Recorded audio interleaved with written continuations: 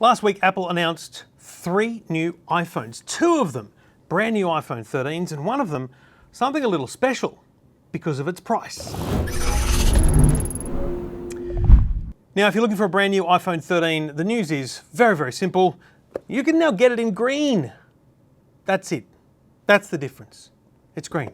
There's zero difference to the iPhone 13 in green today to the iPhone 13 that came out 5 or 6 months ago. Probably more like 4 or 5 months ago. The iPhone 13 in green is simply a color change in the same way that the purple one that came out last year was a color change. But the phone that Apple announced last week that is of most interest to me is absolutely not for you if you're either an owner of an iPhone 13 or in the market for an iPhone 13. Not relevant. The phone for you is this, the iPhone SE. This is the 3rd generation of the iPhone SE. And if you own a 13, it's not for you. If you're a kind of Samsung fan, this is the fan edition, the FE21 FE. It's a great phone, but probably still just a touch above what the iPhone SE and who it targets. But if this is your phone, if this is the phone you own, folks, then you're absolutely the target market for the iPhone SE. This is an iPhone 6. This was announced in around October 2014. That's 8 years ago. It's a long time ago. Let's call it 7.5 just for edification. But this design, remember, was quite different. This was a curved design. Up until then, you had the iPhone 4, 4S, and 5, and 5S that had that squared off look. Very similar to what we have today in the iPhone 12 and 13. But this rounded look has stuck solid in the Apple ecosystem.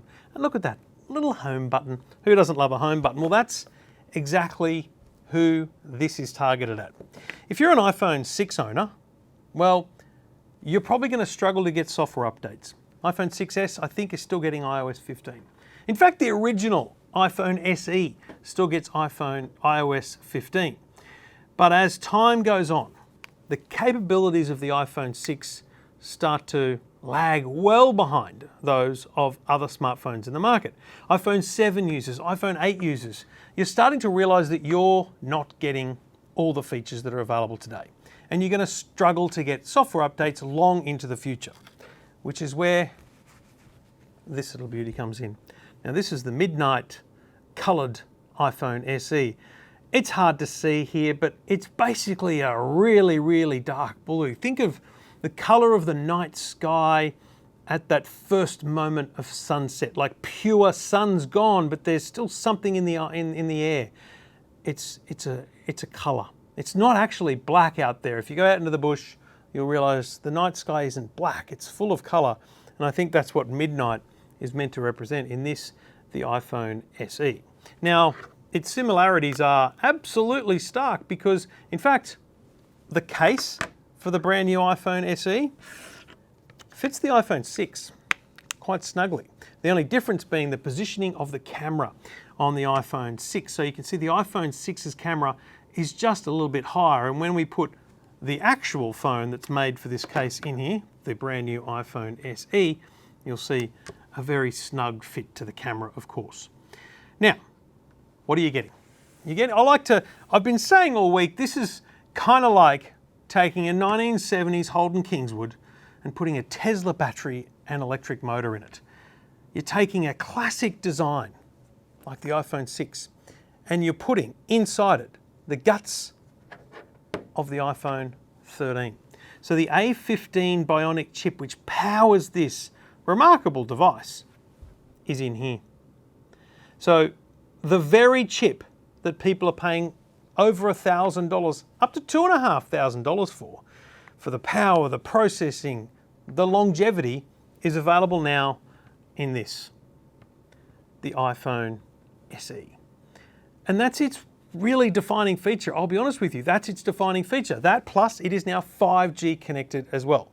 So you're getting a 5G phone, you're getting the A15 Bionic chip, which means nothing to the average Joe, but it really means that whatever Apple come up with over the next few years, you're going to be covered. And you get these slightly fresher colors than what are available back with the iPhone 6. Now, the camera on this is nothing to write home about. Obviously, you compare the iPhone 13 mini to the iPhone SE, and the camera performance here, lengths, streets, miles, countries ahead. This has cinematic mode. This has 2 lenses. This has some serious capabilities. This is a single lens camera that is capable far more than the single lens iPhone SE camera from 2 years ago. But it is capable much more because of the processing power that exists with that A15 Bionic chip. So the chip inside allows you to do things like photographic styles, better higher dynamic range, different things like that are made possible because of the A15 Bionic chip. All in all, it's just another iPhone, but it is the most affordable iPhone ever released. When the iPhone SE came out in April 2020, just as the pandemic hit, it was $799. By 2 weeks ago, it had reduced to $679. But this at launch, straight from the factory as a brand new device, is $719. Now, by no means is that cheap, but it is certainly affordable for an iPhone, a brand new iPhone that is going to give you probably 5+ years of life in terms of software updates and things like that. So, price-wise, outrageous, brilliant. And that's what you want to write home about. That's why this device is so powerful. I've been using this for almost a week now. I've got to be honest, I'm not missing the features of the 13. I'm not missing Face ID because fingerprint unlock on a smartphone is brilliant. Fingerprint, Apple Pay, brilliant.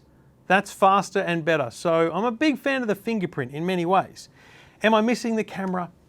Slightly. Is this camera good? It's great. In low light, is it great? No, it's not. Does it have the outstanding features of the iPhone 13 camera? No. Does it do portrait mode? Yes, very well, given that it's doing it all with software. So for $719, this is the most affordable iPhone you can buy brand new. And I think anyone that owns an iPhone 6, 6S, 7 or 8, this is the phone for you because it means you can keep the home button. And that's a critical thing. All other new iPhones have the full screen, swipe up, Face ID. This still has the home button. And I think a lot of people long for that and don't want to lose that just yet. It could well be the last phone with a home button, but we'll have to wait and see. I'm a big fan. I think they've done a great thing releasing this at the price point, and I think that for the people who need or want for this phone, brand new to smartphones, brand new to Apple, it ticks a lot of boxes. iPhone SE available this Friday, the 18th.